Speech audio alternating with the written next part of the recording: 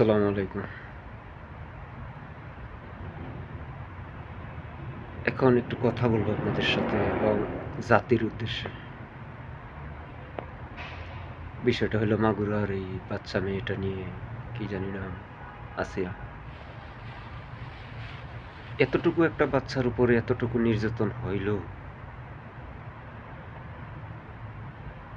তো আমরা পাবলিক যারা আছি তারা খালি শুধু দেখতেছি একটু ফেসবুকে আন্দোলন। তো মূলত এইসব আন্দোলনে তো আন্দোলন শেষ হয় না,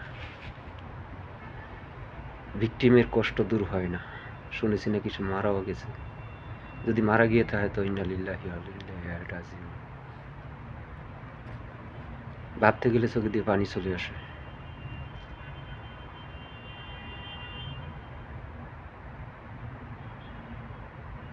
সে কেমন করে পারলো এরকম একটা বাচ্চা মেয়ের উপরেই নির্যাতন?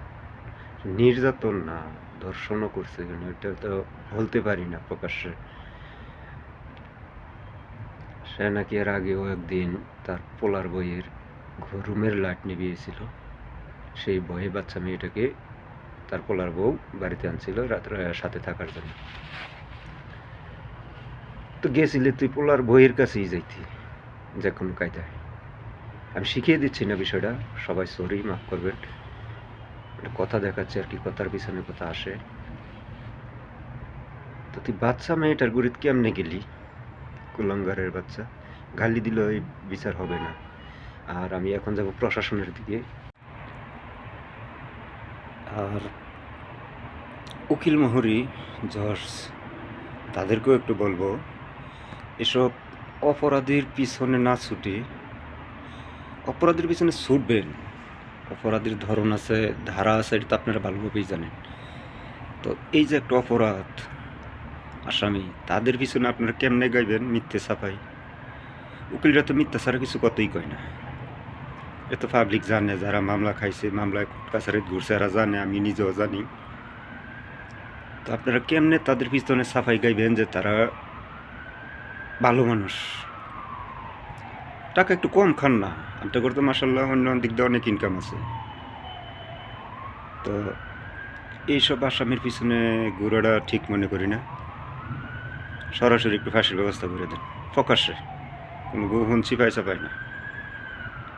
4-5 রাস্তার মোড়ে একটু ফাঁসির ব্যবস্থা করে দিন।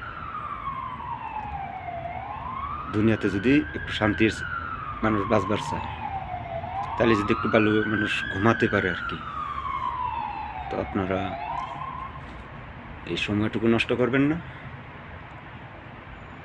কি বলবো, বলতে তো অনেক কথা, 2-3 দিনও ভিডিও শেষ হবে না।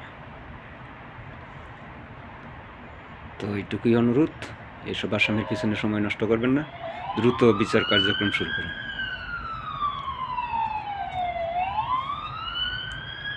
ডাক্তার ইউনুস স্যারের দিকে। ডাক্তার ইউনুস স্যার, আপনি একটা কাজ করলে পারেন না?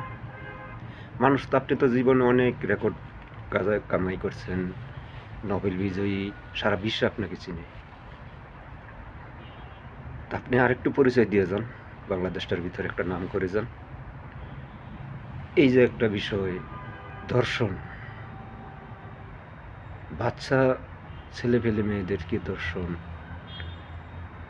তাদেরকে প্রকাশ্যে ফাঁসির একটা ব্যবস্থা করে যান, আমি আপনাকে অনুরোধ করছি।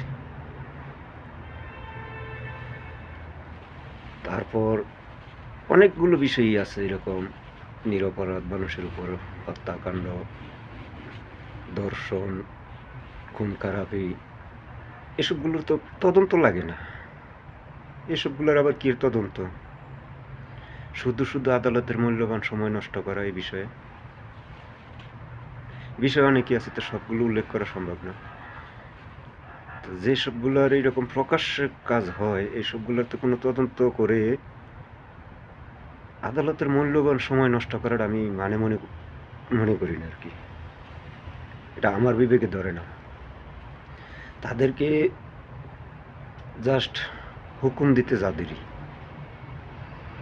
2-4 ঘন্টা যা হুকুম দিতে যা দেরি এবং কমপ্লিট করতে যা দেরি, ওই সময়ের ভিতরে তাদেরকে শেষ করে দেওয়ার দরকার। তো সময়ের অভাবে বেশি কিছু বলতে পারলাম না।